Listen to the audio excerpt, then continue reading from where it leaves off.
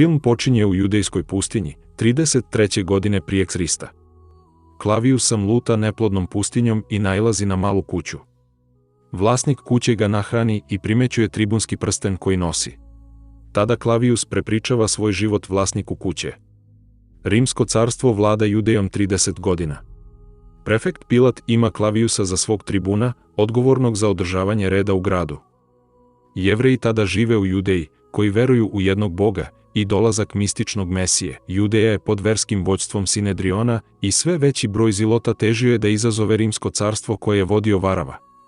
Klavijus i njegovi ljudi, međutim, zarobljavaju Varavu, a Varava mu govori da će Rim uskoro biti ništa kada Mesija stigne, ali Klavijus je vernik rimskog politeizma, kao što je bog rata, Mars, pa ga nemilosrdno ubija. Nakon što se obračunao sa zilotima, Klavijus se vraća u grad i nalazi se sa Pilatom. Pilat govori o predstojećoj pashi gde se ljudi već okupljaju i uzvikuju ime nekog Nazarećanina. Ovaj Nazarećanin se zove Isus, koji tvrdi da je Mesija, što je izazvalo Sinedrion da ga osudi jer je to bogohuljenje. Dakle, Pilat se pridržava naredbe Sinedriona da se razapne Isus da bi se održao mir i red u gradu jer Cezar uskoro dolazi. Pilat naređuje Klavijusu da odmah okonča Isusov život, ali pre nego što on ode, Pilat mu predstavlja Lucija kao njegovog novog pomoćnika. Dakle, Klavijus i Lucije napuštaju grad, ali Lucije primećuje tmurno nebo i tada se zidovi i zemlja odjednom zatresu. Zemljotres ubrzo prestaje, a njih dvojica stižu na mesto raspeća gde rulja viče u plaču, oplakujući Isusa na krstu. Centurion koji je dodeljen na ovom mestu osjeća nešto drugačije od Isusa koji je izgovorio gotovo je neposredno pre potresa. Kada Klavijus konačno naredi da ih sve pobiju, Centurion ne može da se suzdrži, a da mu oči ne zasuze, jer veruje da je Isus nevin. Dvojica stražara lome kolena drugoj dvojici razapetih zločinaca na krstu, dok su Isusu pod rebrima zaboli koplje. Centurion uzdiše u strahu i potiskuje suze, ali Klavijus ga savetuje da očvrsne i naređuje mu da prenese Pilatu da je posao obavljen. Među ruljom je i Isusova majka Marija koja plače dok gleda kako joj sin umire. Nakon brzog ubistva, stražari skidaju tela sa krsta i bacaju ih na gomilu leševa odmah iza tog mesta. Kada je Isusovo telo došlo na red, stiže Josip Arimatejac sa pismom koje sadrži Pilatovo odobrenje da se Isusovo telo sahrani u njihovoj porodičnoj grobnici. Kada Klavijus pristane na to, Josip trči do Marije i teši je. S druge strane, Klavijus zagleda Isusovo mrtvo lice dok Isusovi sledbenici pažljivo skidaju njegovo telo. Noću se Klavijus kupa sa Pilatom u bazenu. Pilatu je Isusov slučaj čudan jer kao da je želeo svoju smrt i da se žrtvuje. Klavijus kaže da je pomagao u sahranjivanju Isusa u grobnicu. Pilat razgovara sa Klavijusom o ambicijama, a Klavijus želi moć i položaj u Rimu da bi imao bogatstvo kako bi osnovao svoju porodicu na lepom mestu i da sutra ima mir i dan bez smrti. Sledećeg dana, Klavijus prisustvuje sahrani gde su pali saborci spaljeni na gomili drva. Još jednom Pilat poziva Klavijusa i zaključuje rešenjem da se spali Isusovo telo. Međutim, Kajafa i ostatak Sinedriona neočekivano intervenišu i kažu da Bog zabranjuje kremaciju. Kajafa ih posjeća i izrazio je zabrinutost, a to je Isusova pretnja njima i Rimljanima jer je svima prorekao svoje vaskrsenje posle 3 dana. Razlog zbog kojeg je Kajafa zapečatio grob kamenom, tako da nijedan Isusov apostol ne može ukrasti telo. Očigledno, Klavijus i Pilat ne žele više da se mešaju. Ipak, Kajafa ističe da ako ljudi i rimska vlast saznaju da je Isusovo telo nestalo i vaskrslo, to može uticati na mir i Cezarovu viziju koju su štitili. Jedina stvar koju Kajafa želi da urade je da utisnu rimski pečat na stenu kako bi odvratili ljude. Pilat se na kraju slaže i šalje Klavijusa na grobnicu sa vojnicima. Nakon što provere netaknuto telo iznutra, gurnu stenu, zavežu mnogo užadi oko stene i utisnu rimski pečat na uže. Klavijus dodeljuje dvojicu stražara sa raspeća od juče da čuvaju grobnicu do sutra ujutru. Međutim, oni nisu jeli od juče i nije im dobro, pa priželjkuju sledovanje obroka. Klavijus obećava da će im poslati večeru i onda odlazi.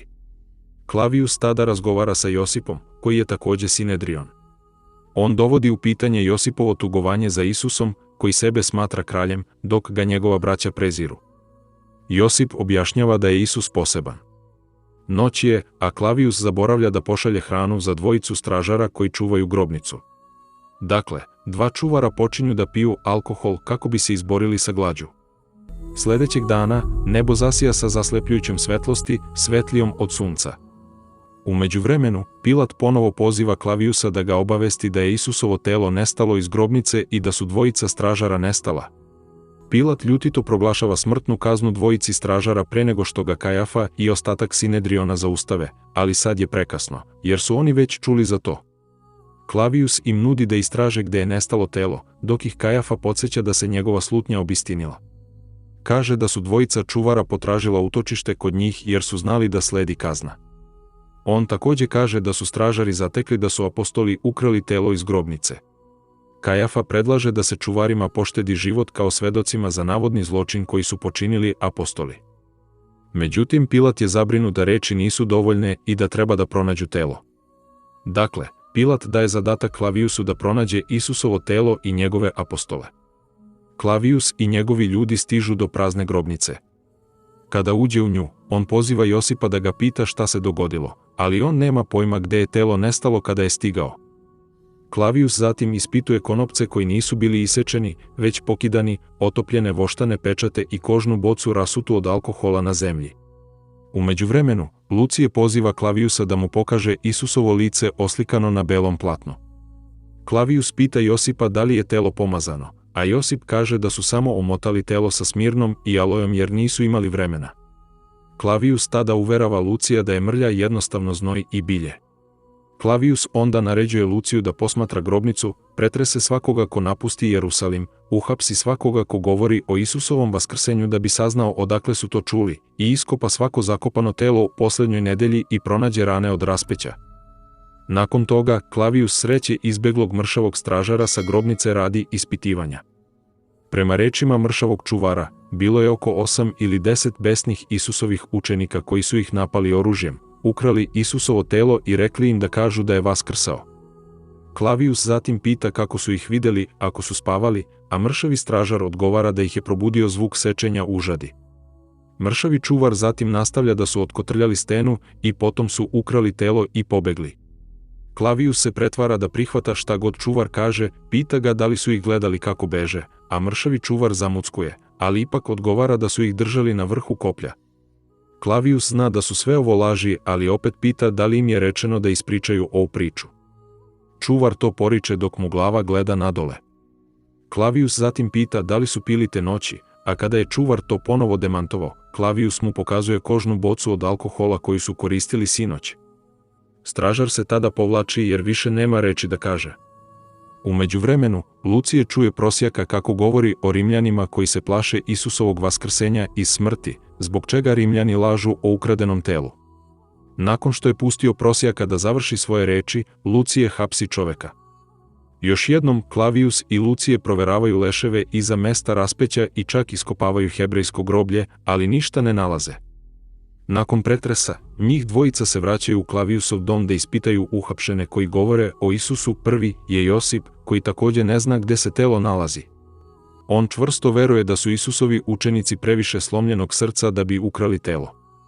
Josip dodaje, Isus da je ponovo živ, ophodio bi se prema Klavijusu kao prema bratu, uprkos tome što ga je ubio. Pre nego što Josip ode, podsjeća Klavijusa da je pitao da li je Isus bio kralj.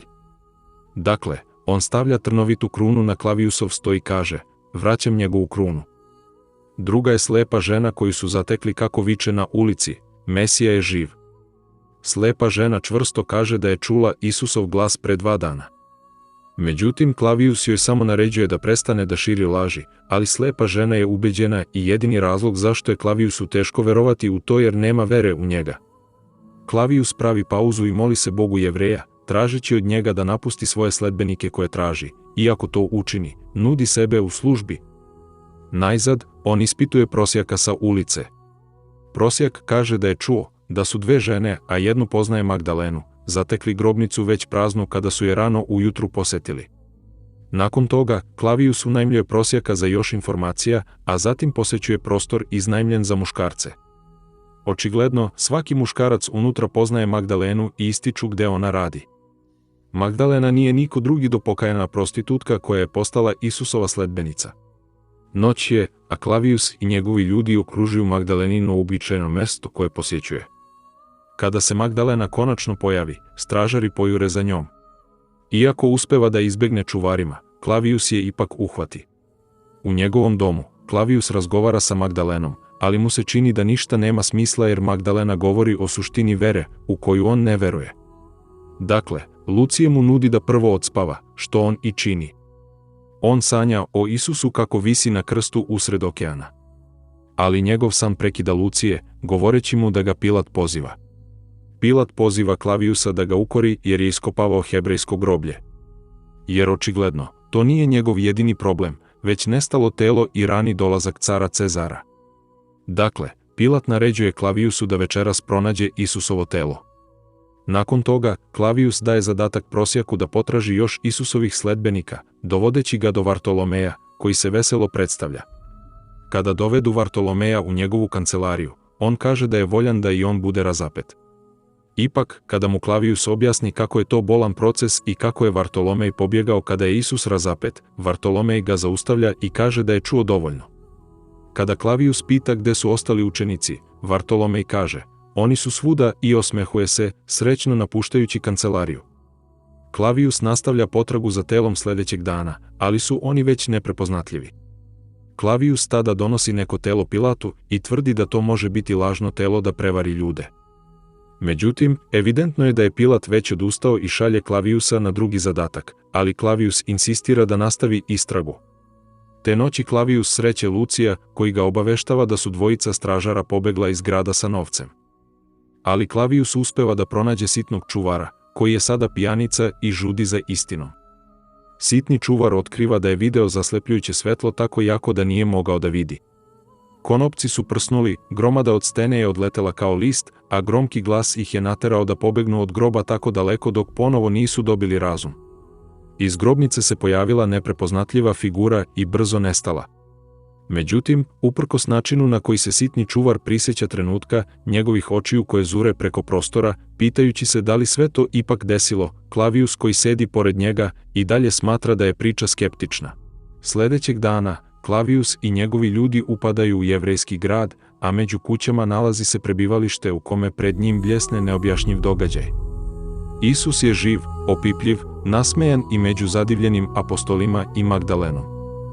Gleda u njega na trenutak, ali se povlači, jer ne može da shvati kako je moguće da vidi tu osobu. Klavijus čuje kako Lucije nudi pomoć u potrazi za njima, ali naređuje njemu i ljudima da odustanu i vrate se u logor. Kada Lucije ode, Klavijus ponovo ulazi u prebivalište, zureći u Isusa. Magdalena dodiruje Isusovo rame, koji u tom trenutku nestaje. Apostoli prizivaju njegovo ime, ali ubrzo se osmeh pojavi na njihovim licima, jer su svedočili čudu. Upravo tada, Magdalena ih podsjeća da treba da otputuju u Galileju da ponovo sretnu Isusa. Apostoli se uzbuđeno opraštaju od nje i napuštaju mesto da započnu svoje putovanje, dok Klavijus ostaje da sedi bez reči. Te noći, Lucije i Pilat su izvršili raciju na mesto gde su bili apostoli i Isus, ali je prazno osim potpisanog pisma od Klavijusa, koji kaže da ga ostave na miru, jer ne može da pomiri svoje verovanje sa onim što su mu oči videle. Sljedećeg dana, Pilat veruje da ga je Klavijus izdao, pa šalje Lucija i vojnike da pronađu apostole i Klavijusa, jer će car Cezar stići za 10 dana. U međuvremenu, Klavijus napušta rimski politeizam i pridružuje se putu apostola da se sretne sa Isusom u Galileji. U početku im ne veruje, pri čemu je povredio Petrove noge kada mu je on samo hteo doneti vodu. Hladna noć mu ne daje drugog izbora nego da se pridruži logorskoj vatri koju su zapalili apostoli. Zajedno se mole i dele hleb. Sljedećeg dana poduhvat se nastavlja, a Klavijus pita kako mogu da veruju Isusu, ipak, ni apostoli nemaju odgovor, jer su svi u čudu, a i oni slede da bi saznali istinu. Nažalost, Pilatova rimska potraga stiže do mjesta na kojem se trenutno nalaze. Dakle, Klavijus pomaže apostolima da izbegnu vojsku, gde oni puze po zemlji, kriju se u žbunju i odlaze u provaliju kako bi im izbegli.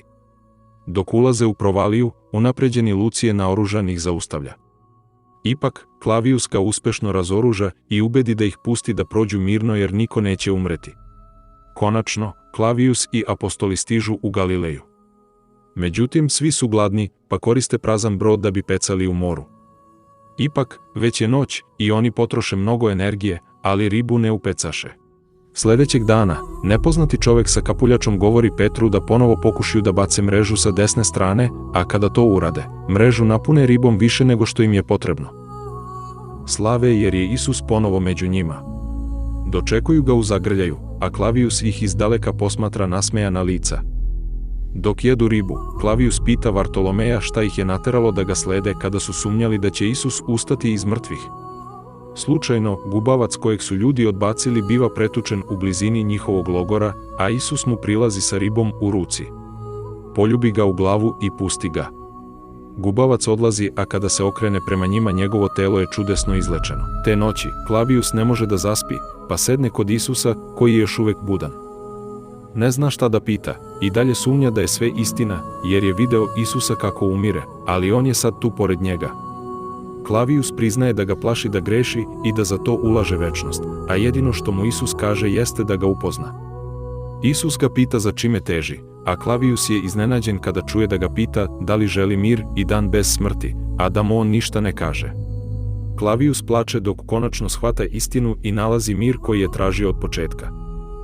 Film se završava tako što su apostoli i Klavijus svedočili Isusovom vaznesenju, gde ga intenzivan snop svetlosti pogađa i nosi na nebo. Nakon toga, Klavijus i apostoli su se razdvojili da bi nastavili svoj put, da po celom svetu propovedaju evanđelje mira Isusa Hrista svim narodima i dobru vest Gospodnju da će biti vaskrsnuti i da imaju drugi večni život.